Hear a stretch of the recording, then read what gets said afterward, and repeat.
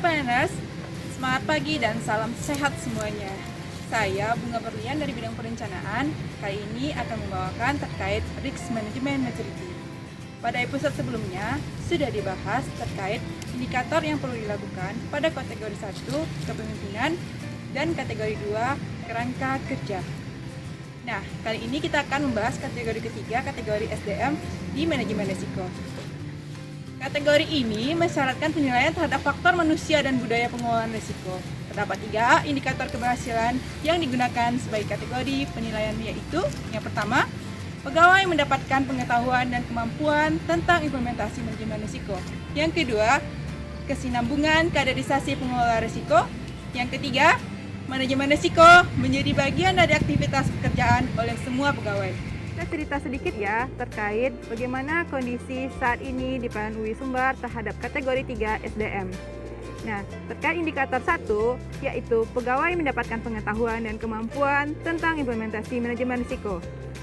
Yaitu kondisi saat ini, sebagian masih belum mengikuti pelatihan terkait manajemen risiko. Yang kedua, sudah dilakukan sosialisasi mandiri untuk meningkatkan awareness dan kompetensi personal yang mengisi formasi jabatan di lingkungan fungsi manajemen risiko. Yang ketiga, unit sudah membuat kebijakan yang mengatur mengenai persyaratan pelatihan manajemen risiko bagi personal yang akan melaksanakan tugas pada fungsi manajemen risiko.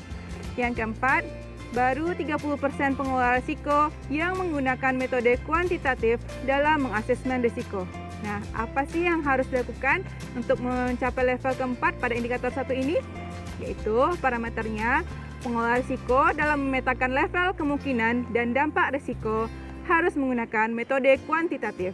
Aktivitinya, pengelola risiko dalam menentukan level kemungkinan dan dampak risiko harus menggunakan metode kuantitatif.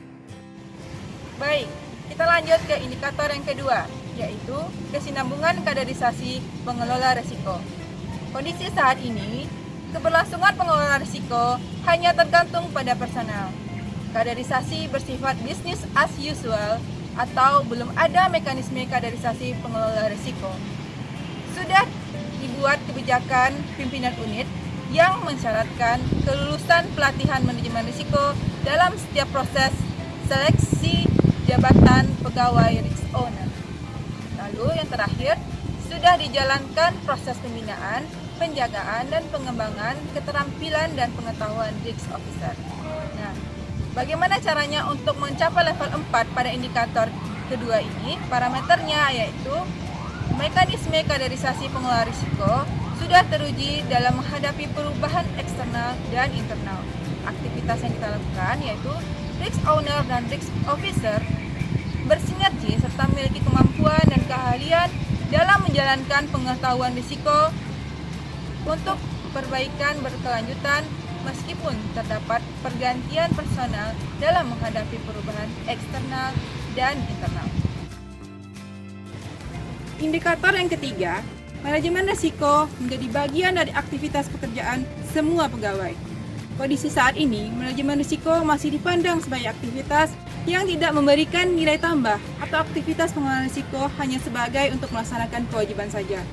Kondisi yang kedua, pengelolaan manajemen risiko masih dilakukan secara terpisah tanpa adanya koordinasi sinergi antar bidang dan kolaborasi itu masih bersifat personal.